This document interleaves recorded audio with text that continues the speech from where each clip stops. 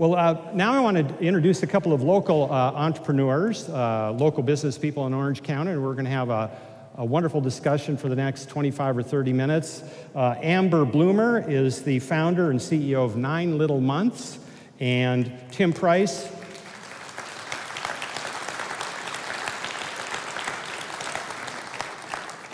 is the brand director for the Inc. Agency. So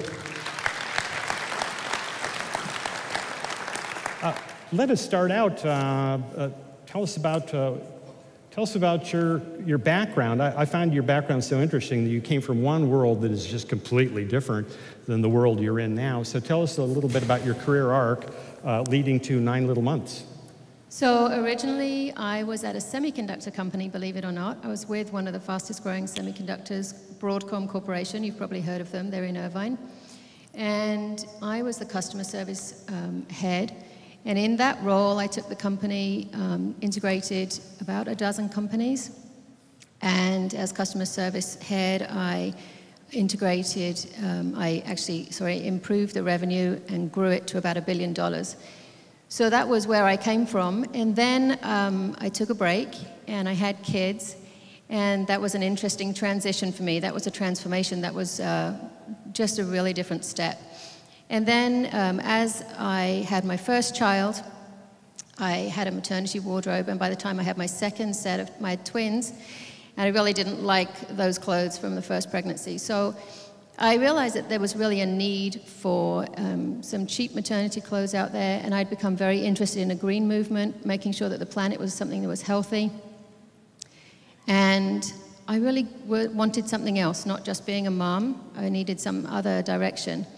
And so I started looking at what I could do, and I think having had twins, I was a little bit crazy, so without thinking about too much, I started a business, which was 9 Little Months, and I buy used maternity clothes from local moms, and I sell them online. And for me, that was a great idea because I wanted to support local moms. I also am able to help moms across the country find low-cost maternity clothes, and in addition, I'm able to help the planet by helping people not buy new and not putting maternity clothes in the landfill. And, well, that's so wonderful. What I'm struck by, of course, is the semiconductor industry is a really tough, competitive, take-no-prisoners industry, and Broadcom has enjoyed the success it has because of a very determined couple of founders. One of them, Henry Nicholas, who is one of these, he's almost Gatsby-like, just a meteoric rise, tremendously driven, stories in the newspapers about him convening meetings at 11 p.m. or midnight or 4 in the morning, and now you're bringing, how do you make such a sudden transformation from a culture like that to creating a community of mothers around 9 Little Months? I learned a lot from being in Broadcom, and part of what I learned, especially from Henry Nicholas, is that you have to be passionate about what it is that you're doing. And without that passion, I think it's really hard to stay the course. I also did a lot of soul searching in terms of what was interesting to me, what I was really wanting to do in the world.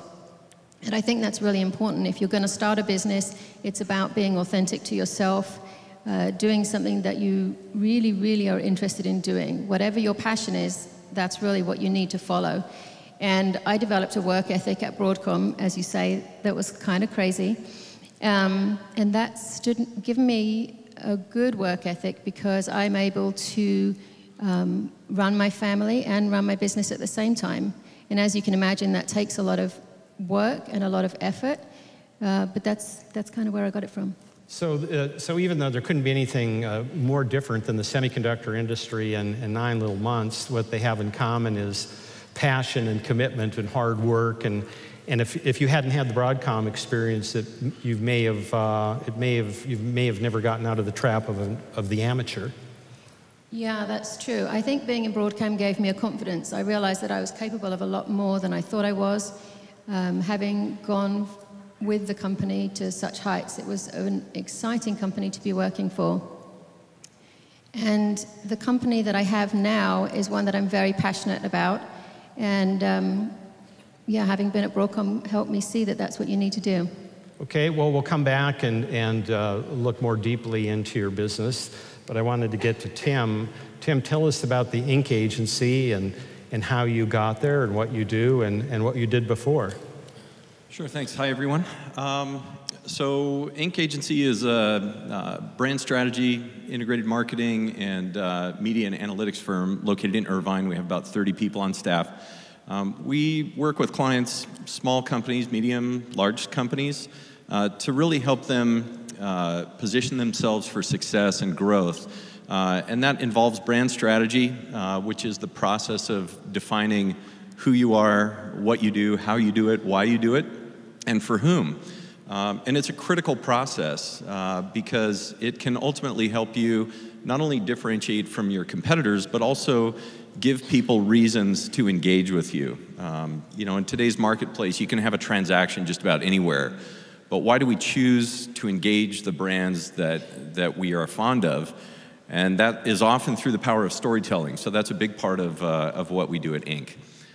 In terms of my background, I was about 15 when I started noticing how good the Super Bowl ads were. I fell in love with advertising at an early age. English was my strong suit, and I thought, well, is there something I can do in advertising that, you know, that I can use my skills in English? And so I became a copywriter. And then I worked at a number of local Orange County agencies as a writer, and then for 10 years as a creative director, overseeing the teams of art directors and writers, the mad scientists, the creative geniuses that come up with all those ideas. That was what excited me about the profession from a very early age, is coming up with great ideas, and now, you know, 20 years later, helping move brands forward in measurable ways. So that's a bit about my background. Well, and fewer industries have undergone transformation than the ad agency business. Digital has changed, if not everything, significant parts. Tell us what changes in advertising and branding. What has changed? You mentioned metrics, and there are other things, but tell us what doesn't change. Because I think sometimes we can make one of two mistakes. We can fail to see the pace of change and adapt, but we can also make the mistake of over-interpreting change and wrongly concluding that nothing from the past works or will ever work again. So what changes and what doesn't change? Sure, well, I think what does not change is the need to engage with your target audiences, and primarily that could be your customers, but more importantly, or equally important, it's your employees. Why do they come to work every day? Why do they want to do a great job and help your company succeed? So it's really important to engage them as well. It's important to engage customers, obviously, because they have many choices. Customers, whether it's in the business-to-business world or in the business-to-consumer world, there are always other choices besides your organization. And so you have to have a level of engagement there that makes people want to continue being loyal to your brand.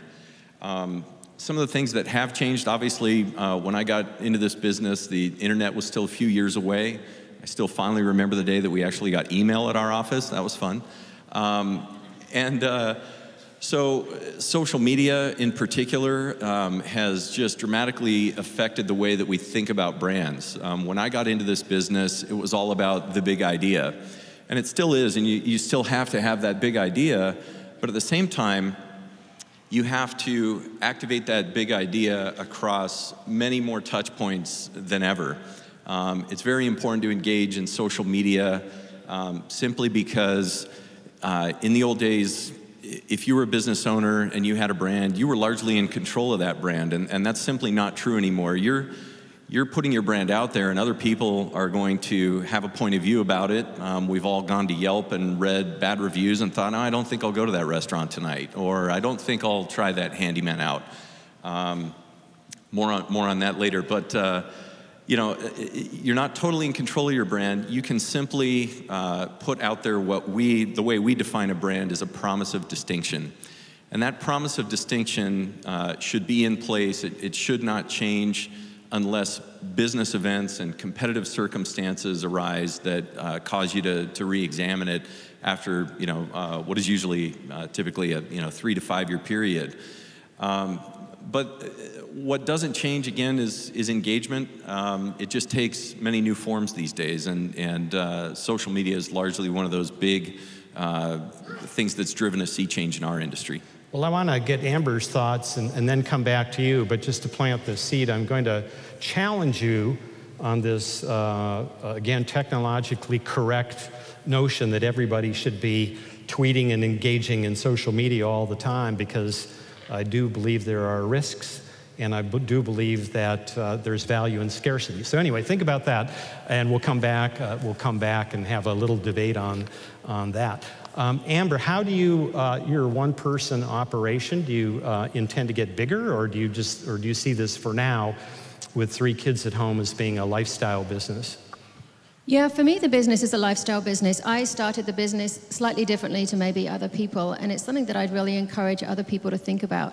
You don't necessarily have to have a company that's just one bottom line, which is profit. Now, obviously, that's important, but for myself, I started a company which I wanted the bottom line to be there, profitability, but I also wanted to help the planet, and I also wanted to help the community.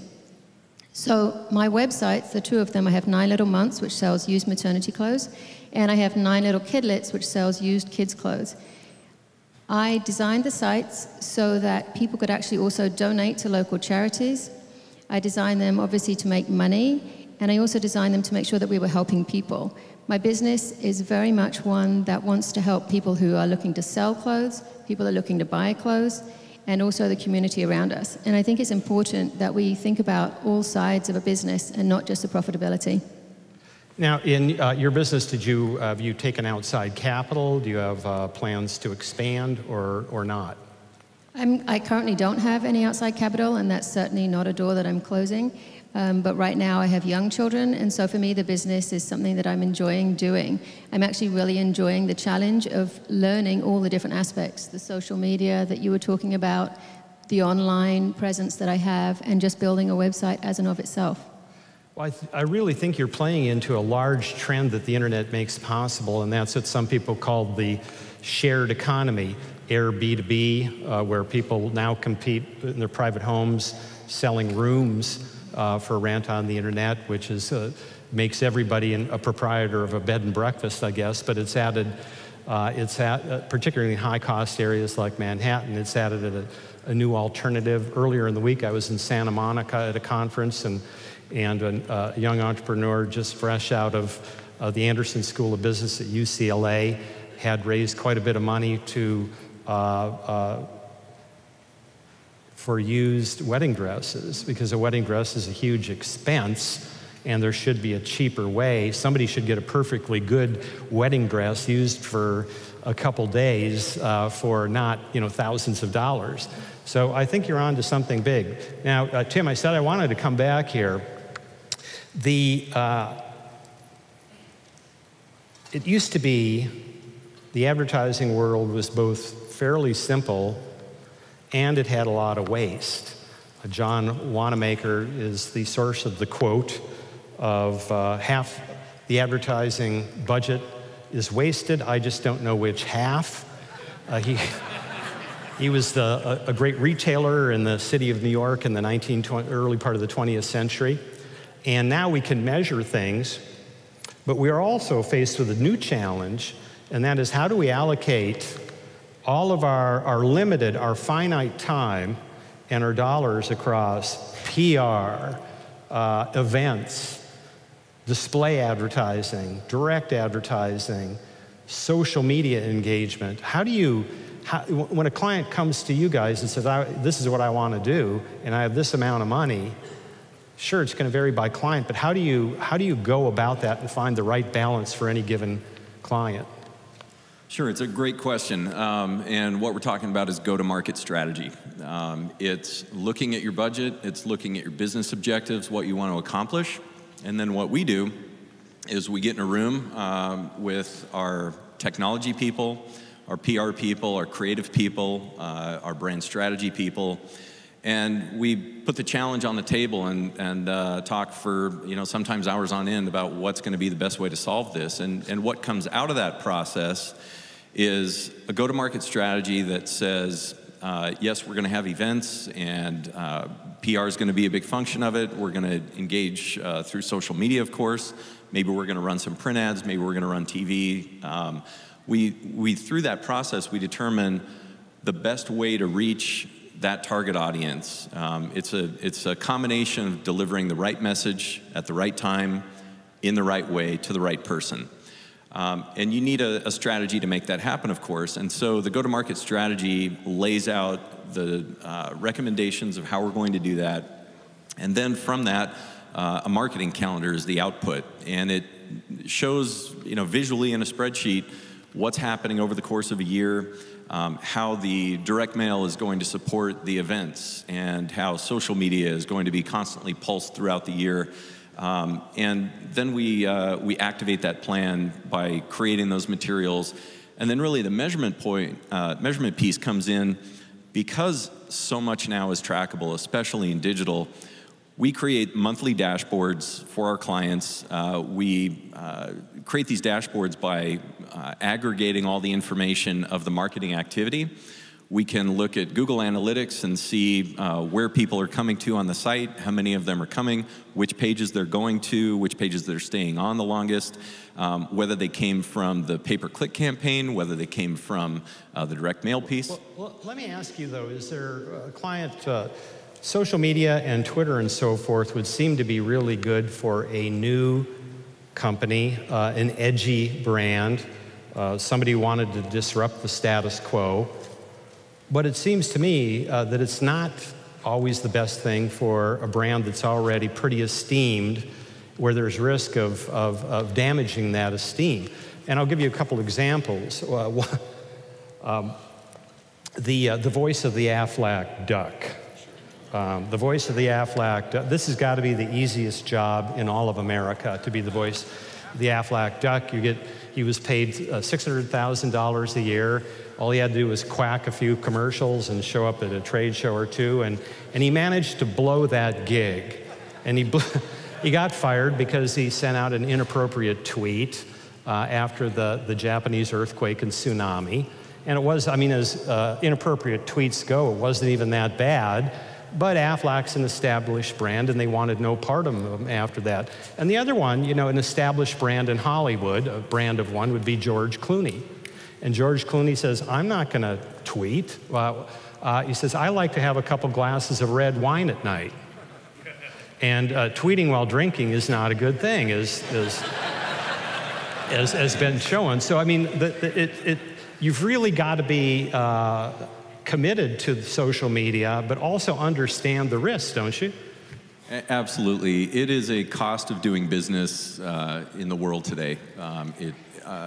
It just has to be a central component because that's where people are going. And they're talking about your brand there. And so in the case of those two examples, in response to that, I'd say it has to be a carefully managed program. So first of all, you should have a social media strategy. What kind of content do you want to share? Not just content about your business, but content that's relevant to your target audience. So it's understanding them and what they want and need, as has been said earlier today. Understanding what they want and need, and giving them content in addition to promoting your business and talking about the things you're doing. But also a schedule to determine how often you're going to post. You don't want to barrage your audience with useless information. That's one of the worst things you can do because it just turns people off. So you have to decide what's an appropriate pulse of output. And you have to also be ready to respond when people engage you. The whole concept of social media is that it's a conversation. And so, yes, there's a risk that you run there, but if you have guidelines in place for tone of voice and responding to questions, then having that framework in place is critical. But aren't you glad? We just heard from Malcolm Gladwell, and aren't you glad that Malcolm, if anything, Malcolm Gladwell is so popular because of the quality of his books that his risk would be overexposure. Aren't you glad that Malcolm doesn't do, mindless tweeting and blogging? He does tweet and he does blog, but but he's fairly circumspect and careful about the amount that he does. I'll let you think about that, because, and then I'll have a concluding questions for both of you. But how do you use within a lifestyle business? Obviously, you can't, as much as you might like to, buy full-page ads in the Orange County Register or things like that. You don't have the money. How do you get the word out and create community? I think for me, one of the big challenges is the fact that there are so many different types of social media that it would be good to engage in. Obviously, I don't have the time to do all of that, so I do what I can. But I think part of the success of my business is that I reach moms on a level of mom to mom. They understand the business, there's a definite need. And part of what Eric said earlier was to provide a product, and to remember it's not just the product, but it's the service that goes around it. And if you can provide added value, then that's going to be something that you can bring a success to. So for me, my competition is the big marketing, maternity companies out there, and people can obviously go there, but I bring an added bonus in that people get good quality clothes at a lower price. And part of what Eric was saying was provide something that's to be expected, but then take it up a notch. And so when people think of used clothes, they often think of grungy stores, rummaging in boxes. I'm not a rummager, so that wasn't something that I wanted to ask people to do. So my store is very clean. You can find things easily. And I provide a customer service level that is the same that you would see at a new store. And I think that's really important, that you actually provide something and remember that it's people that you're dealing with and not just a product. I want to ask a concluding question of both of you, or propose an idea and just get your reaction to it. I've got a book coming out in mid-April. It's called The Soft Edge. I'll be selling autograph plates, not the book outside, but you can do pre-orders. And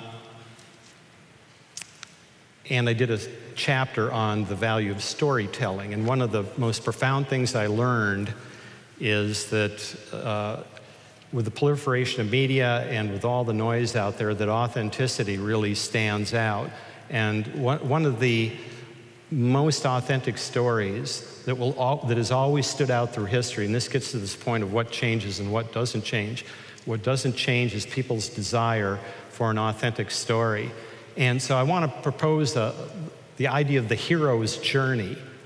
Now, the hero's journey as a story, does it apply to you and does it apply to your clients? The hero's journey was best summarized by the movie director John Ford, who did a lot of movies with John Wayne. And John Ford said, the essence of every Western is that the bad guy shows up while the hero is still evolving.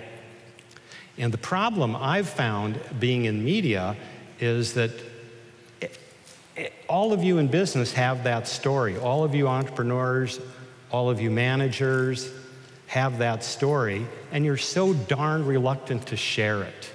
Why are people reluctant to share the authentic story, and why do we get the antiseptic story way too often from companies and entrepreneurs? It's a great question.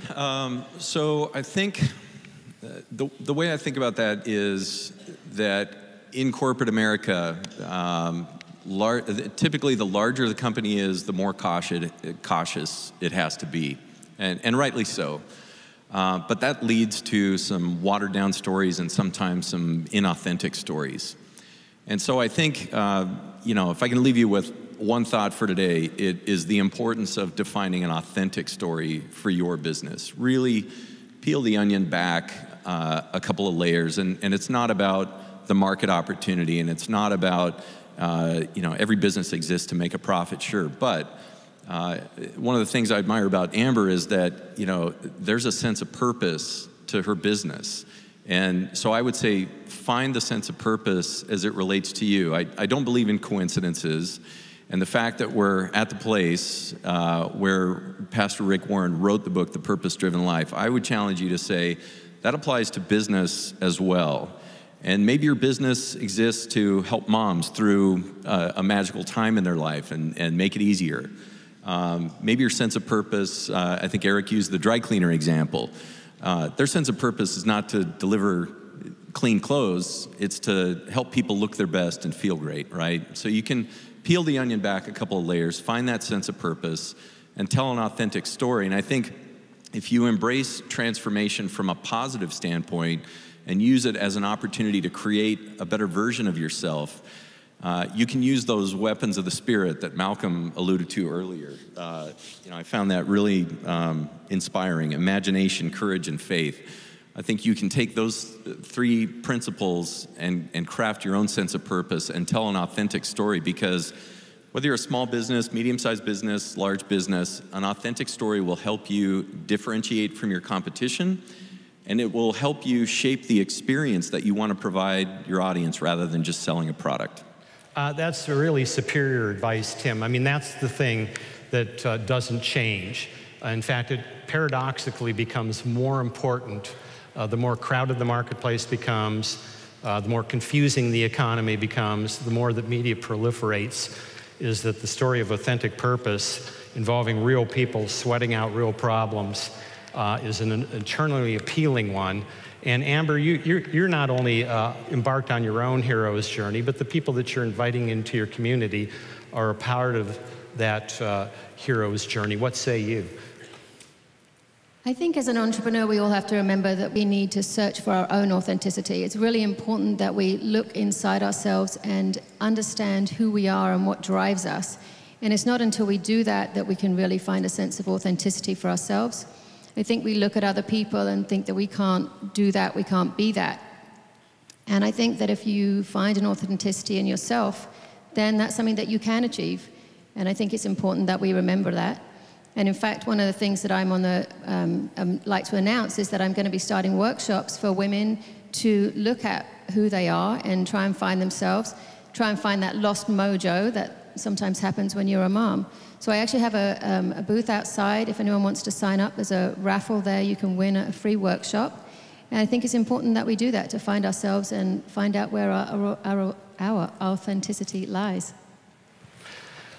I want to wrap up by mentioning how I got to know Rick Warren, because it goes to this point of purpose and a purpose-driven business. I live in Northern California, and I attend Menlo Park Presbyterian Church, if you know it, Pastor John Ortberg.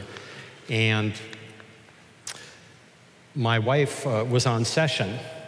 It's Presbyterians speak for board of directors at the church in early 2000s, late 90s, somewhere around that time. And the people on session were assigned a book called The Purpose-Driven Church, Rick's book that preceded The Purpose-Driven Life. And it was a rainy Sunday afternoon, and I had a column due, my Forbes column, due the next day, and I didn't know what I was going to write about. And I picked up Rick's book, The Purpose-Driven Church, read through it all, and I thought, you know, for a secular audience, our Forbes audience are people of faith, but a secular audience too, and I have to assume they're a secular audience. I said, if you read this book and you substituted the word business or startup for church, this would be the greatest business book, that I've read in many, many a year. And that's what I wrote. It got a lot of feedback, and then later that week I got an email from Rick Warren, who invited me down, and the rest is history. But let's give our panelists a big hand.